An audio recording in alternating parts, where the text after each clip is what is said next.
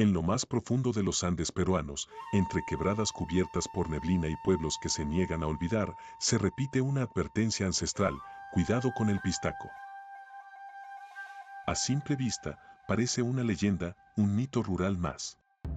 Pero la historia del pistaco no es cualquier cuento. Es un relato construido sobre el miedo, la conquista, la explotación y, según algunos, sobre hechos reales que aún hoy permanecen ocultos.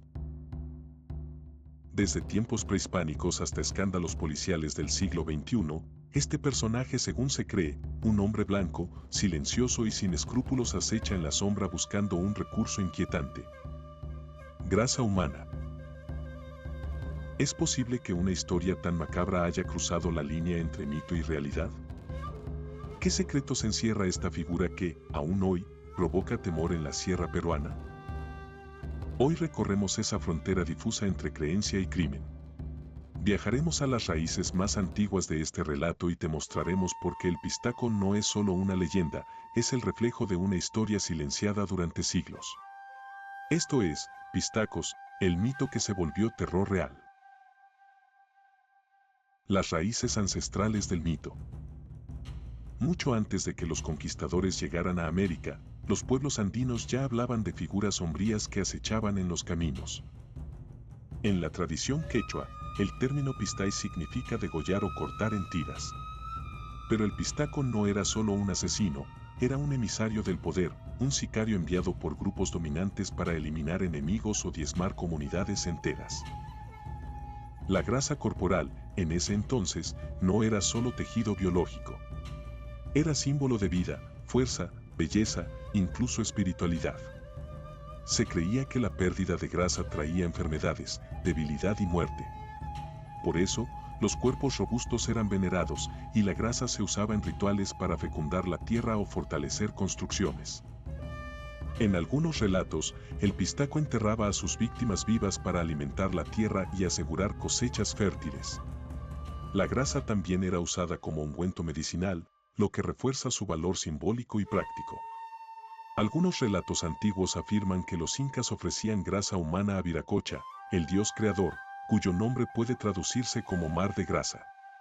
En este contexto, el pistaco aparece como un recolector de energía vital, un extractor de lo más sagrado del cuerpo humano. Con la llegada de los conquistadores españoles en el siglo XVI, el mundo andino cambió para siempre. Pero no solo por las armas, la religión o el idioma, también por el miedo. Los indígenas comenzaron a ver en los misioneros, soldados y colonos una figura inquietante: el pistaco.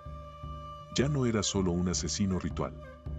Ahora era blanco, barbudo, vestido con sotana o uniforme. Se decía que los frailes degollaban a los enfermos para extraerles la grasa y fabricar ungüentos milagrosos.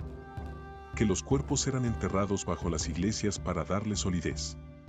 Que la grasa humana se usaba para engrasar las campanas y hacerlas sonar más fuerte, como si el dolor tuviera eco. En Cusco, los frailes betlemitas fueron acusados de secuestrar personas para curar con su grasa en hospitales coloniales. En Puno, un sacerdote fue asesinado por pobladores que creían que robaba cuerpos para extraerles la grasa. El miedo se convirtió en acción. Y el mito, en denuncia. El historiador Ricardo Palma relata en Tradiciones peruanas cómo los indígenas gritaban "nácac", degollador, al ver a los frailes. Se creía que los misioneros españoles usaban grasa humana para curar heridas y fabricar medicamentos. En el siglo XVII, el mito del pistaco se usó para resolver rivalidades entre órdenes religiosas, acusándose mutuamente de prácticas inhumanas.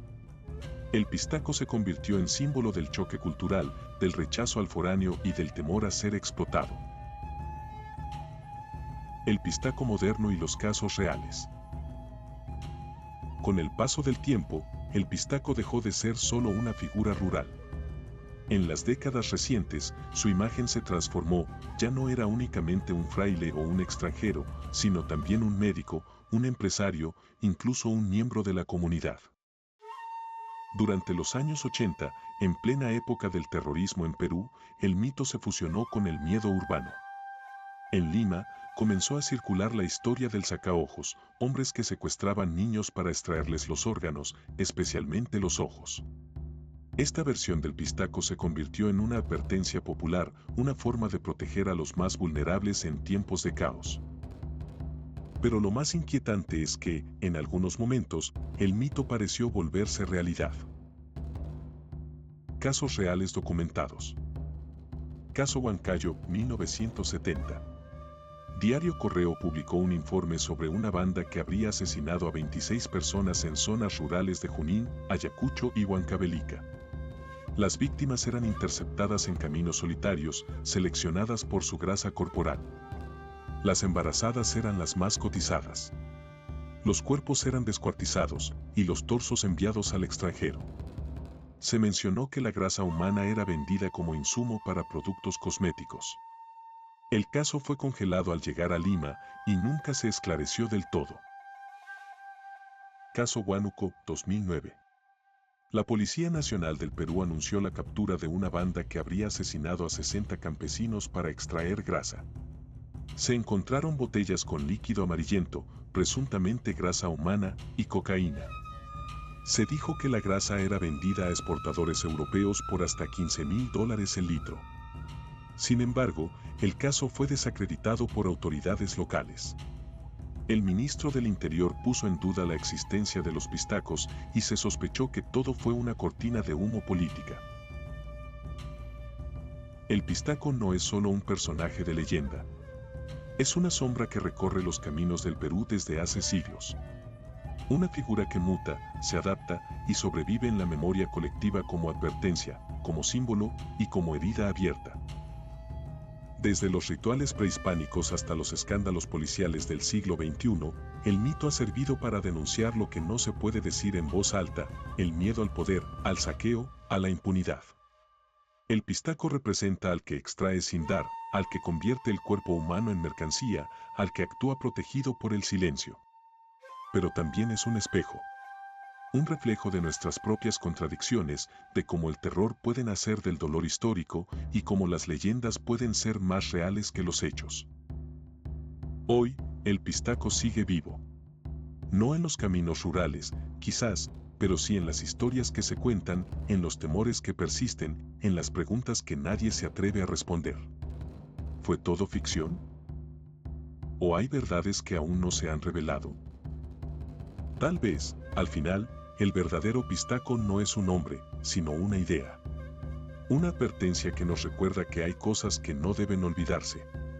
Porque cuando el mito se convierte en memoria, deja de ser fantasía y se transforma en historia. ¿Te gustó este video? Entonces no te pierdas lo que viene. Suscríbete al canal y activa la campanita. Cada historia es un misterio que espera ser descubierto y vos podés ser parte de nuestra comunidad. Comentanos de dónde nos ves y compartinos la que podría ser la próxima historia. Podés ser el próximo testigo anónimo.